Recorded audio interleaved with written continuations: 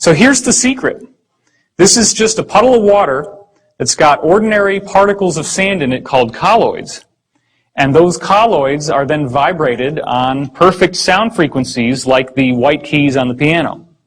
And what you get is this interesting geometric shape inside, which should look pretty familiar to us by now.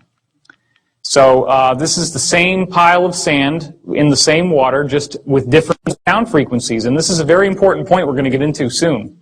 The fact is that you can crank up the sound to a different frequency, and you get the same stable geometry. It stays there, it doesn't move.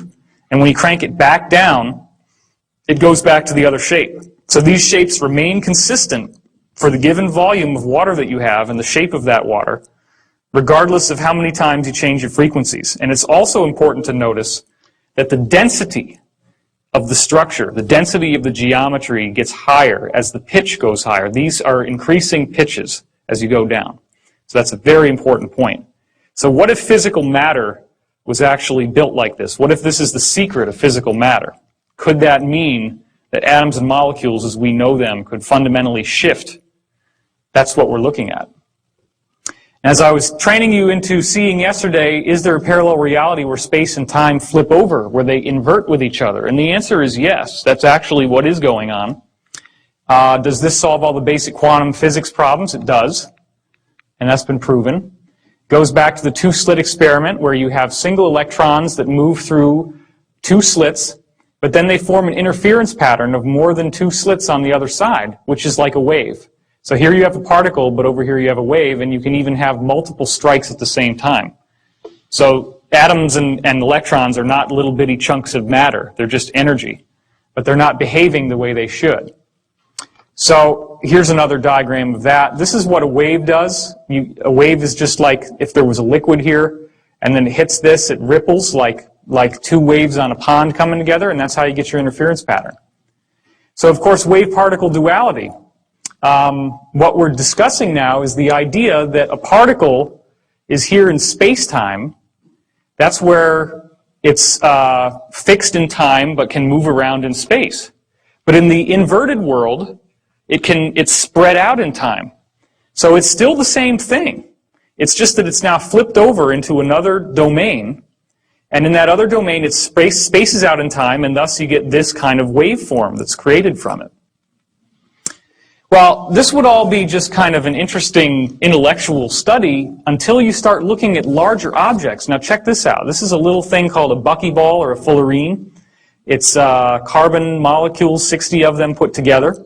Obviously, this is a solid piece of matter. In fact, they're used to store items inside of them. They can be used for like disaster cleanups, like oil spills eventually. If they could manufacture enough of them, that kind of thing would be great for that. Well, Zellinger in 1999 took these carbon-60 molecules and shot them at a 100 nanometer diffraction grating, which is a little slit like we showed you before, and they got an interference pattern, which is like a wave. So do you realize what that means? The buckyballs were rolling inside out somehow. They hit that wall, and they turned over. Like, have you ever had one of those little balloons where you squeeze it in your hand and it goes whoosh? Is everybody with me? That's what seems to be happening with physical matter, and I've heard that from black ops people as well. This is performed in Austria. So this little guy popped into all these waves when he hit the wall because he flipped inside out. Now what's really interesting about the geometry that we're already showing you, like the geometry at the formation of the universe, is that they also can do this. But they do this in a very interesting way. When these geometries flip inside out, this is the opposite that they form. So when you have the dodecahedron, it forms the icosahedron. The tetrahedron flips into another tetrahedron upside down, and then the octahedron flips over into a cube, and it goes back and forth between those two. Now here's what's another very fascinating point. We've just seen how the fullerene can burst into a wave. Well, guess what? DNA is almost the same width.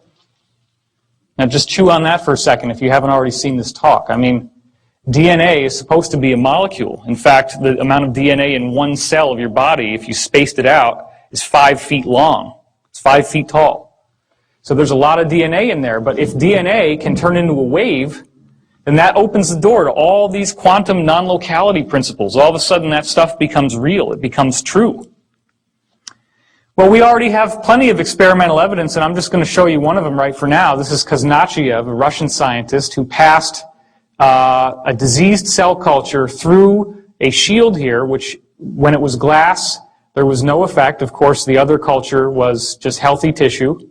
But then when he passed through quartz, the quartz allowed the disease to be transmitted to the healthy cells here. So you have disease to healthy. Well, a virus, again, is a little tiny thing. Most viruses are shaped like geometry. I don't know if you remember that. A virus can turn into a wave. Okay? So there are some people who believe, for example, that AIDS is synthetic and that you can actually activate the dormant virus with a wave. It is important to remember that your consciousness has more power than any wave that could ever be beamed at you. So if you ever start worrying about electromagnetic mind control or all these silly things that people get focused on, that's something that you don't need to worry about. Also, has anybody here done healing? Has anybody here? Okay, wow, that's more than half. Have you ever noticed how if you're with somebody and you're really empathizing with somebody who's sick, that you start feeling some of the same thing that they've got? There was a case where I had a woman, they were doing a Reiki session on her, and I was in the room, and I started to have this outrageous pain in my big toe. It turns out that she had a gangrenous foot. And the exact spot on my toe that hurt was where the pain was the most strong for her. So this is real stuff. But the thing is, when you get these energetic beamings, unlike this helpless little cell culture, your consciousness has a huge effect on what's going to happen to you. And those little health problems, they don't last very long, right? I mean, usually if you ever do healing work on somebody, just as a tip, go and wash your hands from the elbows down, because that will get rid of this transmitted energy. Okay, it's a very effective means of doing that. So Dewey Larson, the physicist, revealed that time is in fact a three-dimensional domain. And this is where we're getting into the idea of what's over there on the other side when you flip over a particle and it turns into a wave.